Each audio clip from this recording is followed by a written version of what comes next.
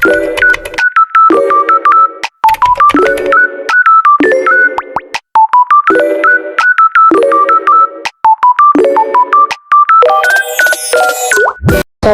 warahmatullahi wabarakatuh. Kami dari kelompok 3 akan mempresentasikan hasil praktikum kami yang berjudul kesetimbangan kimia. Baiklah, saya Alia Fadila. Saya akan membawakan materi tentang tujuan serta alat dan bahan dari praktikum kali ini.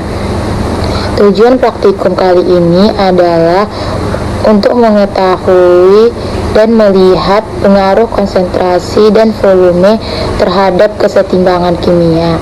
Baiklah, adapun alat dan bahan yang akan kami gunakan pada praktikum kali ini, yaitu alatnya yang pertama, tabung reaksi sebanyak 5 buah, labu Erlenmeyer sebanyak 4 buah, kemudian gelas ukur sebanyak 10 buah, pipet tetes sebanyak 1 buah, kemudian rak tabung reaksi sebanyak 1 buah, dan yang terakhir ada gelas piala sebanyak 5 buah. Adapun bahan yang kami gunakan yaitu larutan FeCl3 0,1 molar, larutan KCNS 0,1 molar, larutan Ki 0,2 molar, larutan CHI3, larutan amonia 5 molar, kristal Na2HPO4 dan kristal Na2HPO4, kristal BaSO4, Aquades, dan yang terakhir ada es.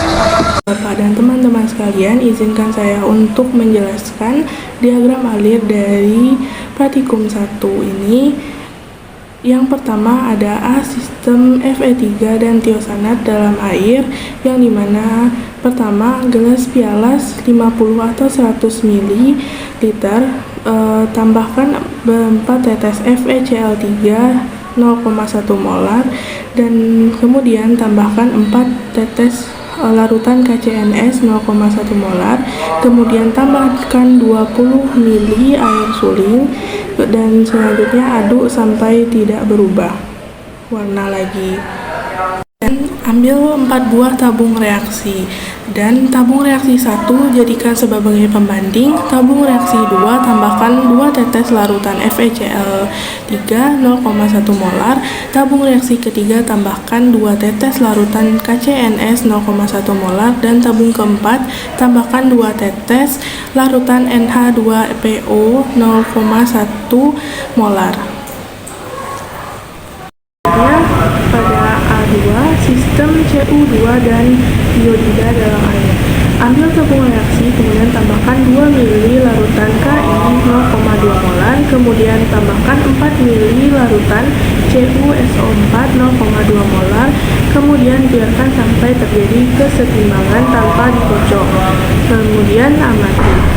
Nah, selanjutnya tabung reaksi tersebut dibagi 3 buah, kemudian dibagi 3 buah, kemudian tabung reaksi 1 dijadikan sebagai pembanding, tabung reaksi kedua ditambahkan 2 tetes larutan CuSO4, kemudian tabung reaksi ketiga ditambahkan 2 tetes larutan amonia 5 molar.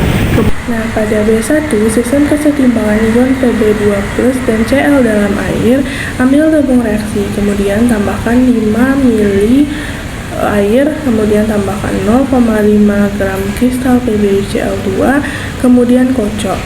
Dan bagi 2 tabung reaksi lagi, panaskan sampai endapan larut, kemudian dinginkan di dalam air es 30 menit, dan amati yang terjadi. Nah, selanjutnya B2, sistem kesetimbangan ion Fe3 dan CNS. Tabung reaksi ditambahkan 5 ml larutan FeCl3 0,1 molar, dan kemudian 5 ml larutan KCNS 0,1 molar. Kemudian 2 tabung reaksi 1 panaskan sampai berubah warna dan dinginkan di dalam air es. Tabung reaksi kedua tidak dipanaskan sebagai pembanding. Nah, selanjutnya amati dan bandingkan apa yang terjadi pada kedua tabung reaksi tersebut. Baiklah, saya Suci Zarahmi akan membahas tentang hasil pengamatan dari percobaan yang pertama, yaitu A1, yaitu warna FeCl3 mula-mula berwarna jingga. Untuk warna KCNS mula-mula berwarna bening. Dan yang tuliskan reaksi kesetimbangan dari FeCl3 aqueous ditambah KCNS aqueous menjadi FeCNS3 aqueous ditambah 3 KCl aqueous. Bila pada sistem kesetimbangan di atas ditambahkan larutan FeCl3, kesetimbangan akan bergeser ke arah produk atau arah kanan. Dan apabila ditambah larutan KCNS, kesetimbangan akan bergeser ke arah produk. Yang keempat, untuk komponen yang terdapat dalam sistem kesetimbangan, yaitu yang pertama ada reaktannya yaitu FeCl3 dan KCNS. Untuk produknya yaitu FeCNS3 dan KCl. Yaitu untuk percobaan A2, untuk warna larutan Ki mula-mula berwarna bening agak kuning. Warna CuSO4 mula-mula berwarna biru muda. Warna CaCl3 mula-mula berwarna bening. Untuk reaksi kesetimbangan dari CuSO4 aqueous ditambah 4Ki aqueous menjadi 2K2SO4 aqueous ditambah 2Cui aqueous ditambah I2 aqueous. Apabila pada sistem kesetimbangan di atas ditambahkan larutan CuSO4, kesetimbangan akan bergeser ke arah produk. Dan apabila ditambah larutan amonia, kesetimbangan akan bergeser ke arah reaktan. Yang keempat, untuk komponen yang terdapat dalam sistem kesetimbangan adalah untuk reaktan dari CuSO4 dan Ki, dan untuk produknya yaitu 2K2SO4 dan Cui dan I2. Selanjutnya itu lembaran kerja pada percobaan B1. Untuk warna kristal PbCl2 berwarna putih, warna endapannya berwarna putih, tinggi endapannya sebelum dipanaskan adalah 0,2 cm dan tinggi endapan setelah dipanaskan yaitu 0,1 cm. Untuk persamaan reaksinya yaitu PbCl3 aqueous ditambah H2O aqueous menjadi Pb2 plus ditambah 2Cl-. Untuk lembaran kerja percobaan B2 yaitu warna larutan sebelum dipanaskan berwarna merah gelap dan setelah dipanaskan berwarna merah cerah.